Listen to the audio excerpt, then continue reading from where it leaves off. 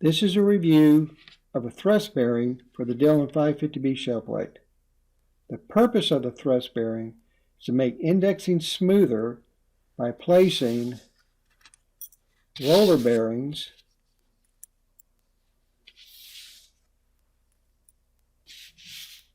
between the index sprocket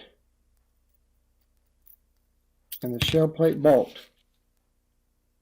This will give a smoother action as compared to having the bolt directly against the index sprocket.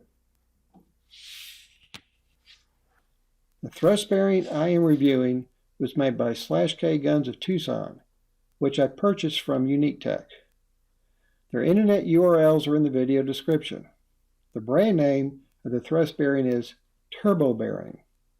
The turbo bearing comes with an index sprocket whose opening has been widened to accommodate the thrust bearing.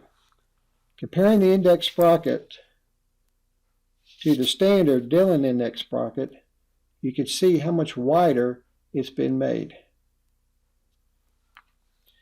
And it comes with the roller bearing. Now let's take a close look at the roller bearing. And it comes with 2 washers and instructions. Installation is simple. We just need to remove the current index sprocket. We do that by raising the shell plate and using a 1/8 hex key, remove the lock screw.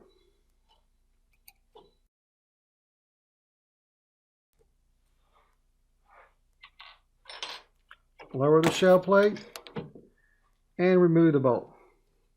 I find bolt removal easier if I hold down the shell plate.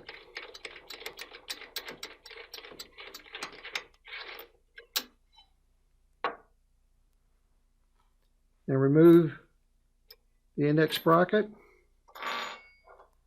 and replace it with the one that came with the thrust bearing.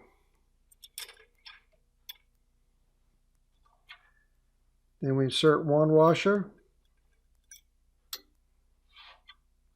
the roller bearings, and it doesn't matter which side is up because each side will have a washer against it,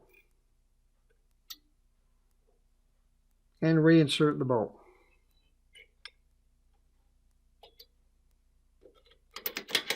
Again, I hold it down, take it down till it has contact. When I do, I just slowly back it off until I make sure I get rid of all vertical movement. I actually have some, so a little bit tighter.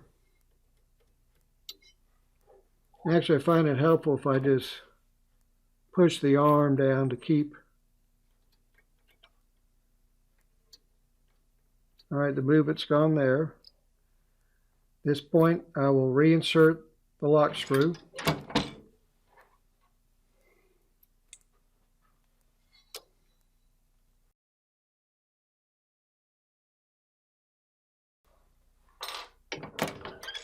And check it.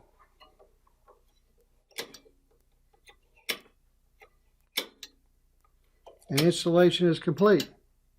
And while you cannot see it, I do feel much smoother operation. After loading about 100 rounds, I started to get inconsistent bullet seating. When I investigated, I saw that the shell plate had become loose. So I removed the lock screw, retightened the bolt, and reinstalled the lock screw, making sure it was tight. But the problem returned after about 100 rounds. It took me a while to figure it out, but the issue is that the thrust bearing and washers raise the bolt a little less than the thickness of 2 nickels. Let's compare it. Here's an index sprocket with the thrust bearing, and here's one without. Let's compare that again, with the thrust bearing and without. Because the bolt is raised, it is sitting higher in the ram. And when I looked into the opening, where the lock screw goes, I saw that the bolt had been raised just enough so that the lock screw was not able to make contact with the bolt body. Instead, it was trying to contact the threads. Let's take a close look at the bolt placement with and without the thrust bearing. As you can see in the image on the right, there is not sufficient enough surface for the lock screw to hold the bolt in. And this is what was causing the bolt to come loose. So I had to remove and not use the thrust bearing.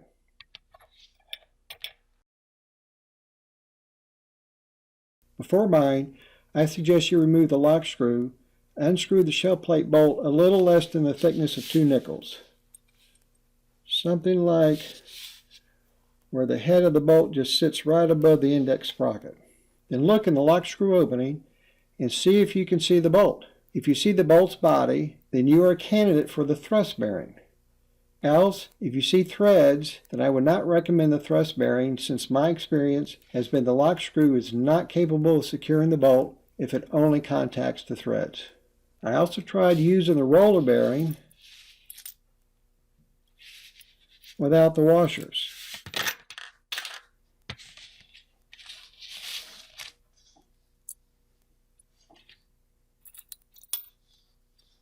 Like this. And while it did provide a smoother action, it still raised the bolt too high. And I also tried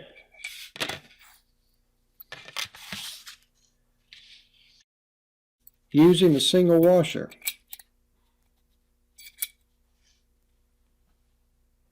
While it did allow the lock screw to contact the bolt body, it only had a small improvement for indexing. If, like me, you are not able to use the thrust bearing, there are some things you can do to make indexing smoother. First, make sure that both sides of the shell plate do not have any accumulated dirt or grime. Also, clean the index sprocket opening and the bottom of the shell plate bolt head. Second, check the undersurface of the bolt head by just turning it against your thumb and see if there's any rough spots. If so, just use a metal file to smooth them out. Third, try putting a little gun grease on the bottom of the bolt head. It is important to use gun grease and not oil. Grease stays where you apply it, oil does not. Finally, make sure that the bolt is not too tight on the shell plate. I always manually tighten the bolt without using a hex key. You want the bolt just tight enough to keep the shell plate from having any vertical movement. Any further tightening only makes it harder to turn the shell plate. I hope this video is useful to you, and thank you for watching.